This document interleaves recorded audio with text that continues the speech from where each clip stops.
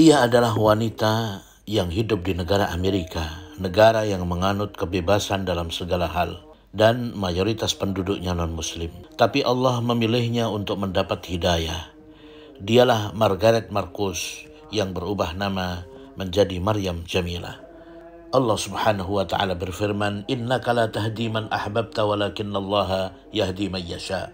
Sesungguhnya engkau tidak akan mampu memberi petunjuk kepada siapa yang engkau cintai, tapi Allah memberi petunjuk kepada orang yang Dia kehendaki.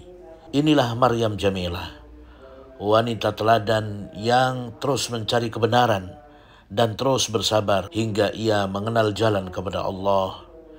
Dia tahu hidup ini jika tidak membawa kebaikan untuknya di akhirat, maka akan menjadi sumber bencana dan petaka baginya.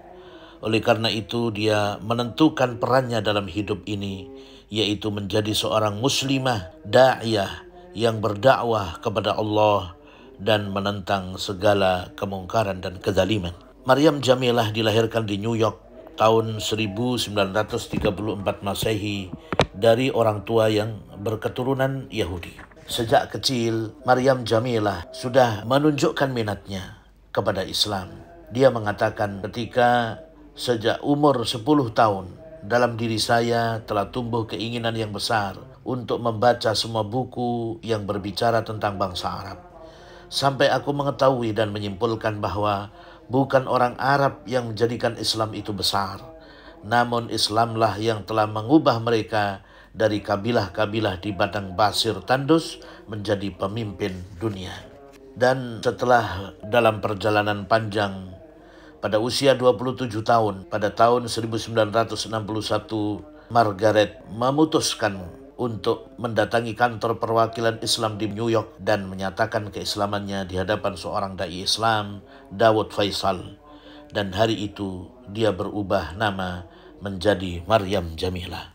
Pada tahun selanjutnya, dia memutuskan untuk hijrah ke Pakistan atas undangan Syekh Abu Al-A'la Al-Maududi. Kemudian di Pakistan, Maryam Jamilah menikah dengan seorang dai bernama Muhammad Yusuf Khan dan melahirkan 4 orang anak. Maryam Jamilah menulis sebuah surat yang dia tujukan kepada seluruh kaum muslimin di dunia. Dia menulis, "Ikutilah petunjuk Al-Quran dan As-Sunnah, bukan sebagai sekumpulan syair dan sajak saja, tapi ikutilah ia sebagai penuntun harian bagi perilaku dalam kehidupan sehari-hari kita, baik secara pribadi maupun sosial kemasyarakatan."